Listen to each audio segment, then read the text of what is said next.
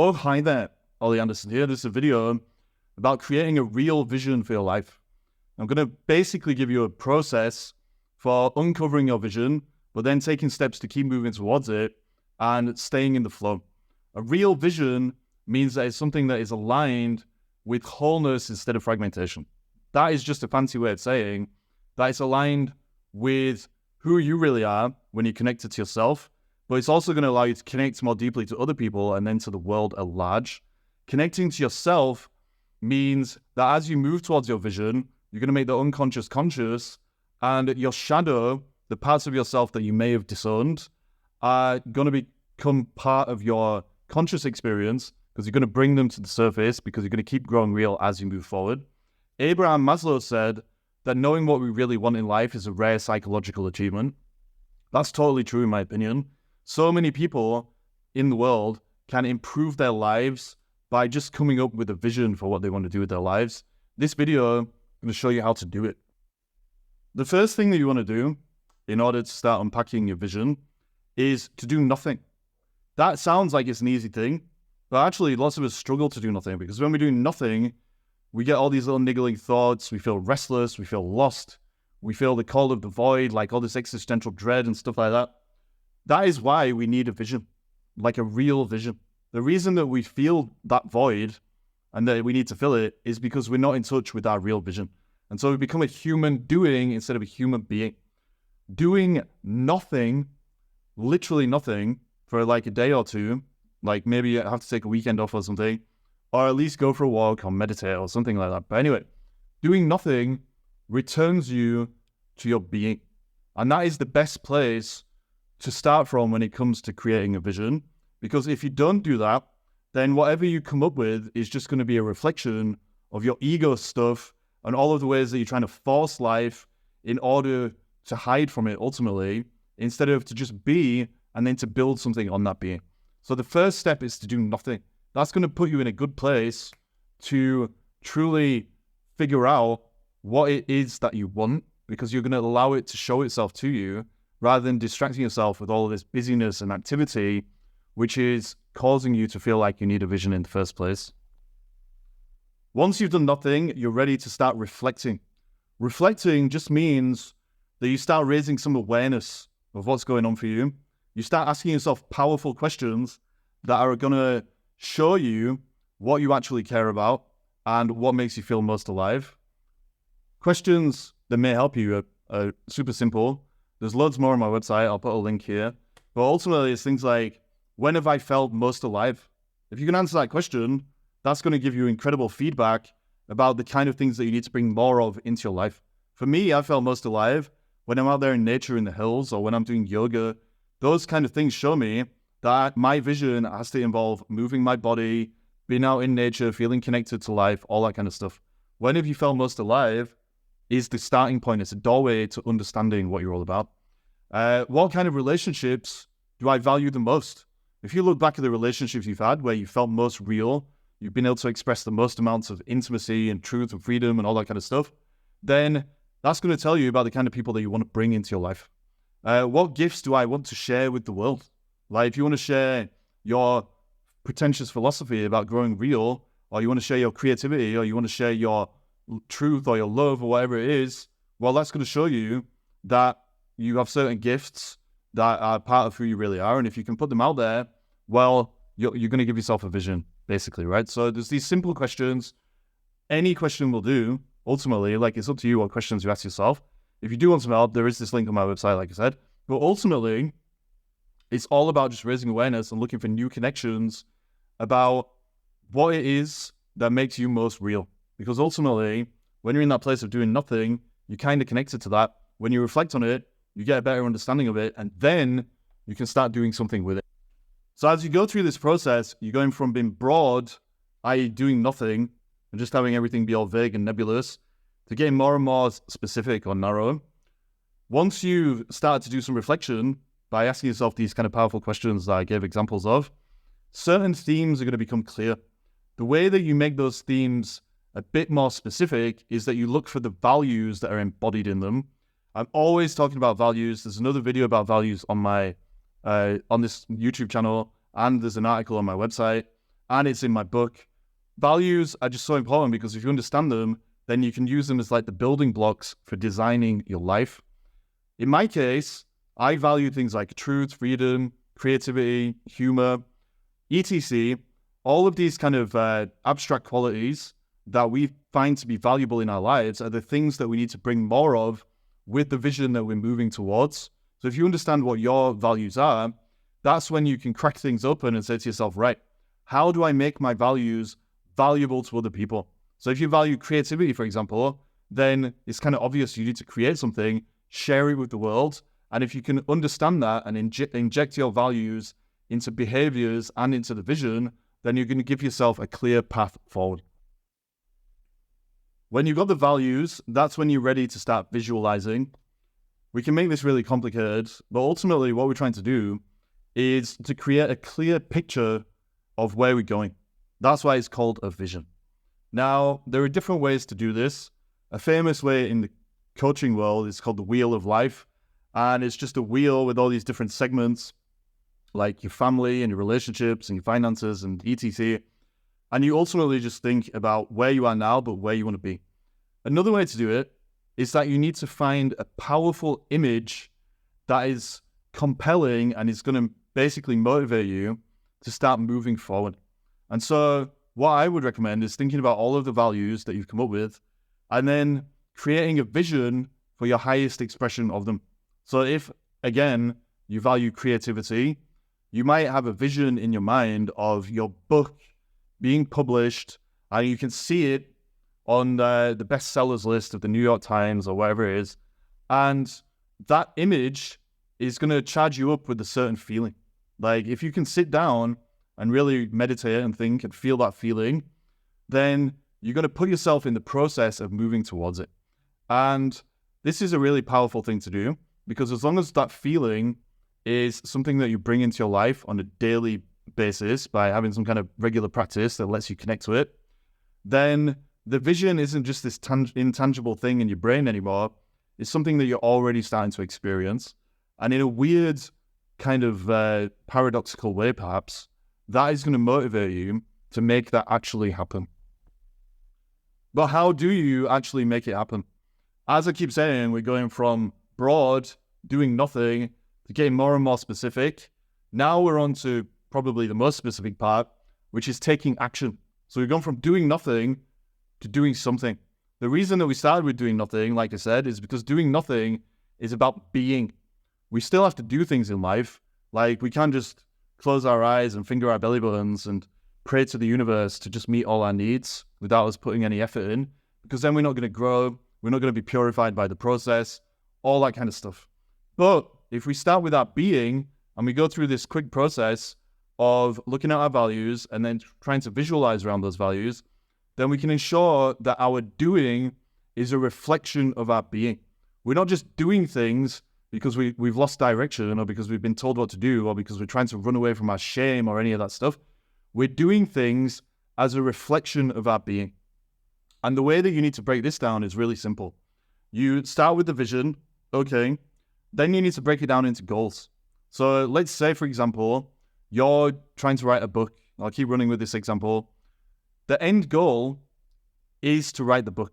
And the vision, as you've been meditating and reflecting on, is getting it up there on the Amazon bestsellers list or the New York Times bestsellers list or whatever it is.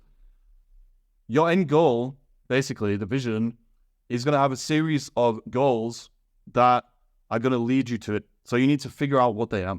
So obviously, you need to write the book. You need to design a cover. You need to edit the book. You need to build connections with people that are going to help you get interviewed and get out there, all these different things. Basically, you need to write down as many of the goals as possible, and then you need to put it in a timeline, and then you need to move on to the next level, which is the most foundational level, which is the habits. You need to look at the daily habits that are going to support you moving towards the goals and moving towards the vision. These habits are going to be different for all of us. And I would also argue that actually there's going to be a foundation or bedrock of really vital habits that are just going to support your journey and lifestyle in general beyond the specific goals of the vision. So like even if you're writing a book, you need daily habits that are going to allow you to be energized, like doing yoga, for example, or going for a walk or whatever it is. But anyway, you need a series or set foundation of habits that are going to support your goals and support your vision. And every day you have to basically dedicate yourself to those habits so that you keep moving forward and you can move between cause and effect, ultimately, you being the cause of the effect that you want, i.e. the book or whatever it is. And that's how you actually just move towards your vision. It sounds simple. The hard part is sticking to it. Like a lot of people struggle with self-discipline and stuff like that. There are apps out there that can really help you. There's one app that I use on my phone, which is a free app. I don't have anything to do with them. It's called Loop Habits. It's an Android app. Every day you just tick off the things that you want to do. And eventually you get like a whole chain of things that you've ticked off. You don't want to break the chain and it just keeps you going. So anyway, vision, goals, habits, you figure that out. You dedicate yourself to the action. You make sure that those habits are a reflection of the being of doing nothing up here at the top where we've been broad. And then you get more specific. And by being specific in this strategic way, you're going to move in the direction you want to move, which is towards a real vision. The thing that you need to be careful of now that you've started doing things, i.e. habits, goals, and moving towards the vision, is that you don't want to lapse back into being a human doing. You want to keep your being at the forefront. The whole point of doing all this stuff, i.e. the daily habits and moving towards your goals and everything, the whole point of doing that is so you can feel more in touch with your being because you keep moving towards wholeness and a greater reflection of who you truly are. One way that you can stay in this human being mode instead of just doing things so rigidly that you suck all the life out of your life is to focus on experimentation and exploration. That just means that as you move forward, you keep looking for new opportunities to play, to be curious, to enjoy the process rather than have it be something that you're just grinding out and hustling around and getting lost to, instead of using it as something that's going to reveal yourself to you. If you keep exploring, for example, finding ways to mix things up, like new places to go write if you're writing that book, new ways of writing in general, like maybe instead of writing in the morning, you write in the evening. Maybe instead of just writing, 100 words a day, you decide you're going to write 200, whatever it is. You give yourself little ways of challenging and exploring within the context of what you're doing. It's going to keep it fresh. And it's also going to allow you to keep learning new things. The whole point of growing real, i.e. of having a vision that's going to move you forward towards a greater expression of yourself, is just going to show you who you are. And if you don't explore and you don't experiment, then again, you're just going to be putting all of your ego's assumptions and ideas into the process. The whole point is to use the process to remove all that stuff so that you're just left with whatever is real. And so think of ways to experiment and explore on your way to where you're going, because that's going to keep it fresh, it's going to keep you flowing, and you're more likely to get new inspiration by doing that, which means whatever you're doing is going to be more authentic, more real, but also you're not going to burn out because you're not going to be forcing yourself so much that you just keep asking yourself what the point is. If you do it in an experimentorial or exploratory way, then it's going to stay fresh. Another thing that's going to keep you motivated and allow you to go deeper into learning about yourself and learning about life and learning about other people and the values that are fueling your vision is to keep seeking inspiration. This means that you actively seek out sources that are aligned with your values. So ultimately you're finding a tribe. If you value creativity, that means finding creative people. If you value truth, that means finding people that are also open to the truth, etc. Those people are going to inspire you. Also, there's all kinds of resources out there. You can watch podcasts or listen to podcasts. I have one myself, Creative Status. You can read books. You can have conversations with people. You can seek support. You can seek feedback from people that you trust about your vision and your ideas for it.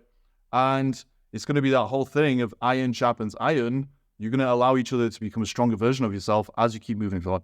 And so this is just a quick way of saying that if you seek inspiration and you seek support, not only are you more likely to achieve your vision in the long term, but your vision is going to be a purer, more real version because the inspiration is going to teach you more and more about what's really important to you what you care about, and how you're going to go get it. As you move towards your vision, the other thing that you can do that's going to help you to make sure that it really is your vision is to keep checking in with yourself. Maybe once a week, once a month, whatever works for you.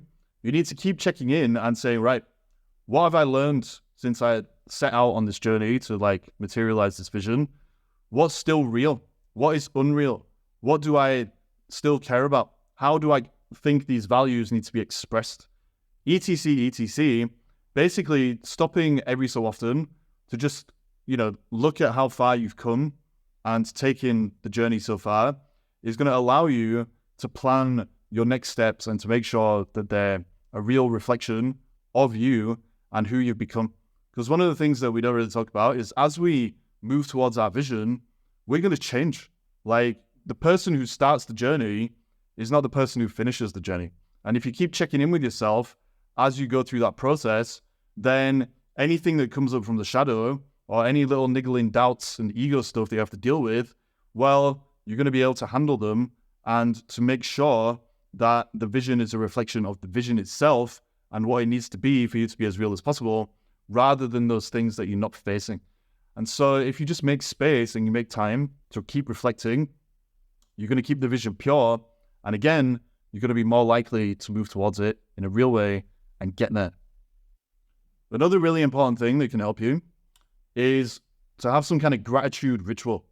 The reason that gratitude is so important is it allows you to develop a sense of calm and detachment from your vision. If you work on being grateful, and for me in my life, that's just literally keeping a gratitude journal. Every day I write down 10 things I'm grateful for, and then I really try and feel that gratitude. That's the key thing. You need to feel it. But anyway, if you have some gratitude ritual, then you're reminding yourself that you don't need whatever it is that you're trying to bring into your life with your vision. You don't need that to fill yourself. Ultimately, you become outcome independent, which just means that your levels of self-acceptance are always going to be there. You're always going to accept yourself no matter what. In relation to the vision, this actually frees you up to move towards it with a clearer perspective. You're not distorting things because you're so hungry for it, because you think it's going to fill the void inside you. Actually, you're filling the void already by working on self-acceptance and gratitude, but you're bringing these things into your life purely because they're real. That's it. They're just real. It's not something that you just need as an ego thing, something that's going to make you feel like you can compensate for your weakness or whatever it is. It's just a reflection of some truth that you're building on. And the gratitude reminds you that that's the case, and it lets you ease up. And by easing up, you flow more, because this is what it's all about. And you're not forcing things because you've got this scarcity mindset and you're so hungry to reach the vision that you can't focus on it. So get some kind of a daily gratitude ritual, and it's going to keep you grounded. And by being grounded, you can fly in the direction you need to fly in with more ease. Another thing that is really going to help you as you move towards your vision is to, first of all, be prepared for challenges and obstacles, because that's just life. They're going to happen. But two, to see all of these challenges and obstacles that are thrown at you on the way there as a process of purification. And all I mean by that is that these obstacles and challenges that are going to inevitably arise, they're just going to give you an opportunity to say, right, is this real? What is real that I am currently moving towards and dealing with? If it is real, then it can go anywhere. And so you're going to keep moving towards the vision, and it's going to align you more deeply and closely with it. If it's not real, because the problem shows you that you're holding on to some limiting belief or some unresolved shame or whatever it is, then you're going to be able to let it slide. It's going to go. And the problem and the obstacle is actually purifying you to just get closer and closer in touch with reality. And if you can understand that, then any problems that do arise, you're going to face them head on. You're not going to get caught up in all the old patterns and the hamster wheel of ego and shame and doubt and all that stuff. You're going to see it for what it is, which is a lesson that is showing you how to keep moving towards what you want in a way that is aligned with the way things actually are.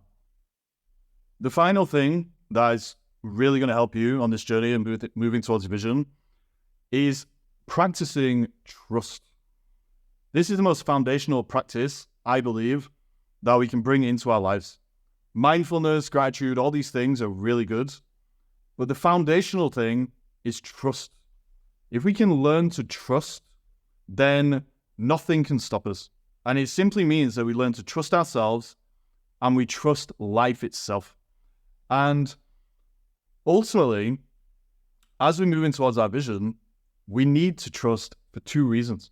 One, we need to know that we can trust ourselves, like I said, which means that whatever happens, whatever problems and obstacles arise, we can handle them by being real, which means that we learn from it. Or if there's nothing to be done, we accept it and then we have a stronger foundation on which to build. Two, we need to trust life, which means that when we've done everything that we can do, we're humble enough to let go of our need to control things so that life can fill in the blanks. And if we do trust, then the blanks will eventually fill themselves in as we move through time and new opportunities arise, new lessons arise, new insights, etc., etc. If you don't trust, then you're taking yourself out of the process and you're just looking at everything at face value. Face value doesn't work because when we're involved in this process of closing the gap from where we are now to where our vision is taking us, then things are constantly changing. And we're making choices on a day-by-day basis by choosing those habits that we've looked at instead of choosing distraction or addiction or whatever else it is that we may choose. And when we're choosing those habits day by day, things are changing around us, but they might not change immediately. Trust means that you're not taking things at face value, but you're living in the knowing that the vision is moving towards you. And if you can do that, then you're constantly going to be more aligned with it. And you're going to be making those conscious choices for trust in the process and trusting yourself to take the actions that can be taken so that the vision basically is inevitable, like ultimately. Obviously, not everything in life is guaranteed, but you're massively increasing the odds by trusting the process, which is basically about knowing that the gap is closing in the way that I've just dramatically shown you with my hands. And so trust yourself to do what needs to be doing, trust life to fill in the blanks. And as long as you're constantly staying focused on your being instead of your doing, but doing the things that need to be done, then you're going to get there.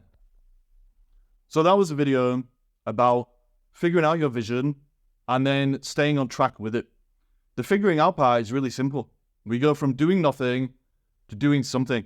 But as we go through that funnel, we make sure that the things we're doing are a reflection of our being, which we get in touch with by doing nothing, that they're an expression of our values, and that the vision is then broken down into goals and daily habits that we're disciplined enough to keep working as a process that we trust so we know the gap is closing. It's really important to have a vision, like I said. It's the linchpin ultimately of our lives. If we don't have a vision, that's when we end up getting lost to the void. We feel like life is meaningless and we're constantly trying to distract ourselves with all kinds of addictions and other distractions that are just empty and a waste of our time, energy, and attention. And so if you want to improve your life, figure out a vision for yourself. Go do nothing, reflect, figure out your values, break down how you can turn those values into habits and behaviors and the vision itself, visualize it, and then trust the process, which means you trust yourself to do what you can do, and then trust life to fill in the blanks. If anybody wants to talk about this stuff, you can book a call on my website, ollyanderson.co.uk/talk.